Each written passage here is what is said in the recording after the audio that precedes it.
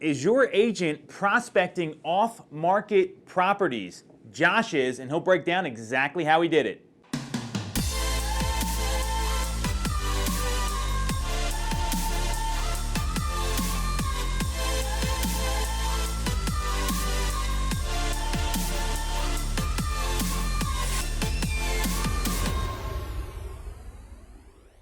So we are back on the show here, and I've got my friend, amazing teammate, Josh Grubensky on.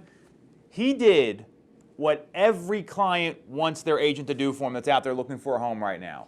He targeted off-market properties, brought them to his buyer, and then they went under contract on one. So give us a little perspective on where the home search was, what the clients were feeling, because this is probably something a lot of people watching are going through right now.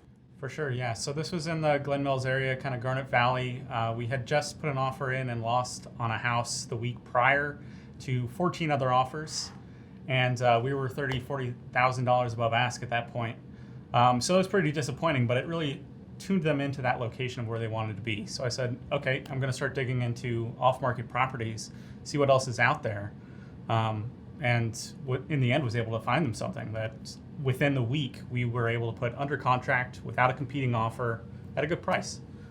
So lost out to 14 offers. This is something that happens a lot right now. I know we've all kind of been through this. So tough situation, probably emotionally draining for your clients.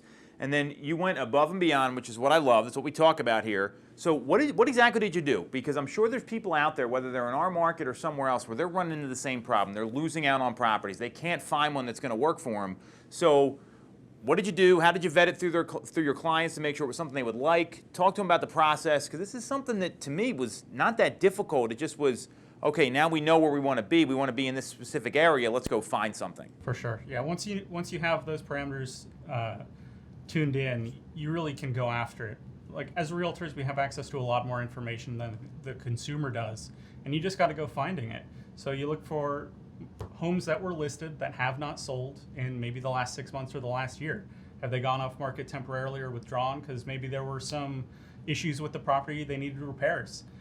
Maybe the listing just expired and that homeowner is no longer under contract. These are properties that your agent should be looking for, reaching out to them and making those calls on your behalf.